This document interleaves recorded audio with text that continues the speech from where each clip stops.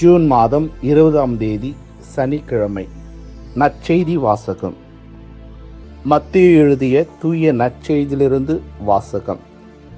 அதிகாரம் 6, இறை வார்த்தைகள் 24 34 முடிய.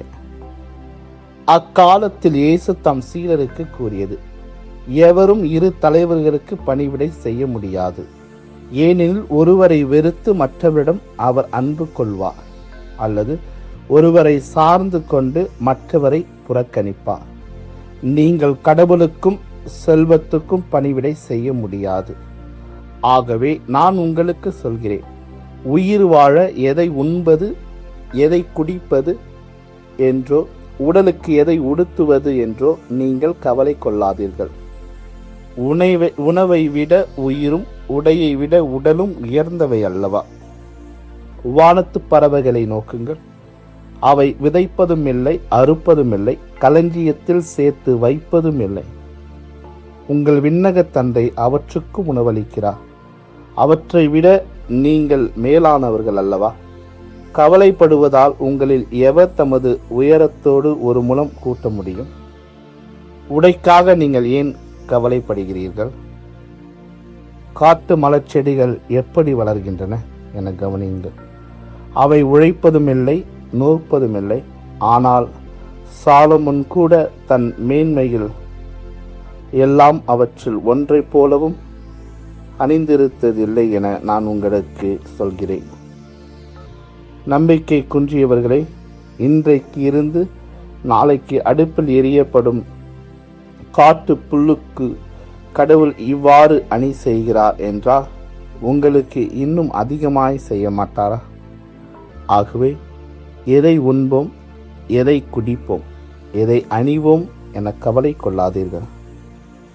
ஏனெனில் பிற இனத்தவரே இவற்றை எல்லாம் நாடுவர். உங்களுக்கு இவை யாவும் தேவை என உங்கள் விண்ணக தந்தைக்கு தெரியும். எனவே அனைத்திற்கும் மேலாக அவரது ஆட்சியையும் அவருக்கு ஏற்புடையவற்றையும் நாடுங்கள். அப்போது இவை அனைத்தும் உங்களுக்கு சேர்த்து கொடுக்கப்படும். ஆகையால் நாளைக்காக கவலைப்படாதீர்கள். ஏனெனில் நாளைய கவலையை போக்க நாளைய வழி பிறக்கும். அந்தந்த நாளுக்கு அன்றன்று உள்ள தொல்லையே போதும். ஆண்டவரின் அருள்வாக்கு. கிறிஸ்துவே உமக்கு புகழ். இறை இயேசுவில் பிரியமுள்ள சகோதர சகோதரிகளே, மில்டன் பெர்லே என்கிறவர் கவலையை பற்றி கூறிய ஒரு சிந்தனை நான் உங்களுடன் பகிர்ந்து கொள்ள விரும்புகிறேன். அவர் இவ்வாறாக நமக்கு குறிப்பிட்டு காட்டுகிறார்: வாழ்க்கை மிகவும் எளிமையானது. வாழ்க்கையை பற்றி நினைவில் கொள்ள வேண்டிய முதல் விஷயம், அதை பற்றி கவலைப்படாதீர்கள். உண்மையில் கவலைப்பட வேண்டியவை 2 மட்டுமே. நீங்கள் வெற்றி அடைந்தவரா அல்லது இல்லையா? நீங்கள் வெற்றி அடைந்திருந்தால் கவலைப்பட ஒன்றுமில்லை. நீங்கள் வெற்றி அடையவில்லை என்றால் உங்கள் உடல் நலம் நன்றாக இருக்கிறதா அல்லது நீங்கள் நோயுற்று இருக்கிறீர்களா என்பதே அடுத்த கேள்வி. உடல் நலம் நன்றாக இருந்தால் கவலைப்பட ஒன்றுமில்லை. உடல் நலம் மோசமாக இருந்தால் நீங்கள் உயிருடன் இருப்பீர்களா அல்லது இறப்பீர்களா என்பதே அடுத்த கேள்வி. நீங்கள் உயிருடன் இருந்தால் கவலைப்பட ஒன்றுமில்லை. நீங்கள் இறந்தால் நீங்கள் சொர்க்கத்திற்கு செல்வீர்களா அல்லது இல்லையா என்பதே கேள்வி.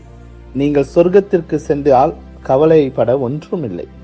நீங்கள் வேறு இடத்திற்கு சென்றாலும் அங்கே உங்கள் பழைய நண்பர்களுடன் கை குலுக்குவதாலே பிஸியாக இருப்பீர்கள். கவலைப்பட நேரமே இருக்காது. நாம் வாழும் காலம் கவலையின் காலம் அல்லது பதற்றத்தின் காலம் என அழைக்கப்படுகின்றது. எதற்கேற்றாலும் ஆங்ஸைட்டி, ஆங்கிலத்தில் அழகாக சொல்லுவார்கள், நாம் கவலைப்பட்டு கொண்டிருக்கின்றோம். அதனால்தான் இன்றைய நற்செய்தி நம் ஆண்டவர் இயேசு கிறிஸ்து மிகவும் அழகாக நமக்கு குறிப்பிட்டு காட்டுகிறார். கவலைப்படாதீர்கள், கவலைப்படாமல் இருங்கள். எதை உண்பது, எதை உடுப்பது, எதை பகிர்ந்து கொள்வது என்று நீங்கள் கவலைப்பட வேண்டாம். ஏனென்றால் உங்களை மிகவும் தெளிவாக அறிந்திருப்பவர் நம் ஆண்டவர் இயேசு கிறிஸ்து, உங்கள் தந்தையாம் கடவுள். ஆனால் இன்றைய நற்செய்தி வாசகத்திலே ஒவ்வொரு வசனமும் நமக்கு வலியுறுத்துவது இதுதான்: கவலைப்படாதீர்கள். ஏனெனில் நாம் இன்றைய சிந்தனையில் கேட்டது போல மில்டன் பெரெலே இந்த கவலையை பற்றி நமக்கு கூறிய ஒவ்வொரு வார்த்தையும் நமக்கு இதுதான் குறிப்பிட்டு காட்டுகின்றது. கவலைப்படுவதனால் நம் சிந்தனை சிதைக்கப்படுகின்றது. இந்த கவலை நம் வேலையை தடுமாற செய்கிறது, நம் ஆன்மாவை அமைதி இழக்க செய்கிறது, நம் உடலை பாதிக்கிறது, நம் முகத்தை கூட மாற்றுகிறது. worrying about things. ஒவ்வொரு நிலைமையும் நம்முடைய வாழ்க்கையை நாம் நினைத்து கவலைப்படும் பொழுது நமக்கு இதெல்லாம் நடந்து கொண்டிருக்கிறது. மேலும் நாம் கவலைப்படுவதனால் நாம் நண்பர்களை இழக்கின்றோம். நம்முடைய வாழ்க்கை மனசோர்வு அடைகிறது, நம்முடைய நம்பிக்கையை பலவீனப்படுத்துகிறது, நமது ஆற்றலை குறைக்கிறது. கவலை இத்தனை செயல்களை நம் வாழ்வில் செய்கின்றது. ஆகவே தான் இயேசு நம் ஒவ்வொருவருக்கும் இந்த நற்செய்தியை குறிப்பிட்டு காட்டுகிறார். நாம் ஏன் கவலைப்படக்கூடாது என்பதற்கு பல காரணங்கள் இருக்கின்றது. அதைத்தான் இன்றைய நற்செய்தியிலே மிகவும் தெளிவாக நம் ஆண்டவர் இயேசு கிறிஸ்து நமக்கு குறிப்பிட்டு காட்டுகிறார். நாம் ஏன் கவலைப்படக்கூடாது? ஆகவே நாம் உயிர் வாழ எதை உண்பது, எதை குடிப்பது என்றோ, உடலுக்கு எதை உடுத்துவது என்று நீங்கள் கவலை கொள்ளாதீர்கள். உணவை விட உடையை விட உயிரும் உயர்ந்தவை அல்லவா? அதைத்தான் எடுத்துக்காட்டாக வானத்து பறவைகள் நோக்குங்கள், அவை விதைப்பதும் இல்லை, அறுப்பதும் இல்லை, களஞ்சியத்தில் சேர்த்து வைப்பதும் இல்லை, உங்கள் விண்ணக தந்தை அவற்றுக்கும் உணவு அளிக்கின்றார். அவற்றை விட வானத்து பறவைகள், உலகத்தில் படைத்திருக்கின்ற அனைத்து படைப்புகளை விட நாம் மேலானவர்கள். ஏனென்றால் நாம் ஒவ்வொருவரும் கடவுளின் உருவிலும் சாயலிலும் படைக்கப்பட்டிருக்கின்றோம். ஏனெனில் நாளைய கவலையை போக்க நாளைய வழி பிறக்கும், அந்தந்த நாளுக்கு அன்றுள்ள தொல்லையே போதும் என்று இந்த நற்செய்தியில் கடைசியாக நம் ஆண்டவர் இயேசு கிறிஸ்து நமக்கு குறிப்பிட்டு காட்டுகின்றார். ஆகவே இயேசுவில் அன்புமிக்க சகோதர சகோதரியே, நாம் எதை நினைத்தும் கவலைப்பட வேண்டாம். நமக்கு என்ன தேவை என்பதை நம் விண்ணக தந்தை நாம் கேட்பதற்கு முன்பாகவே நம்முடைய தேவைகளை அறிந்திருக்கின்ற தந்தையை நாம் விசுவசிக்கின்றோம், நம்புகின்றோம். நாம் தொடர்ந்து அவரை வழிபட்டு வந்து கொண்டிருக்கின்றோம்.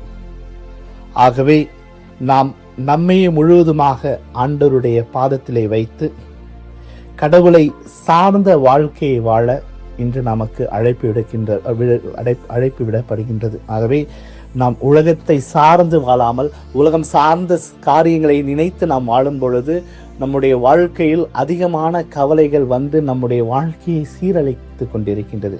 ஆகவே நாம் உலகம் சார்ந்த வாழ்க்கையில் செல்லாமல் கடவுள் சார்ந்த வாழ்க்கையை கடவுளே நம்பி வாழ இந்த நற்செய்தி நமக்கு அழைப்பு எடுக்கின்றது. ஆகவே தொடர்ந்து நாம் கடவுளை நம்பி வாழும் பிள்ளைகளாக வாழ அருள் வேண்டி செபிப்போமாக.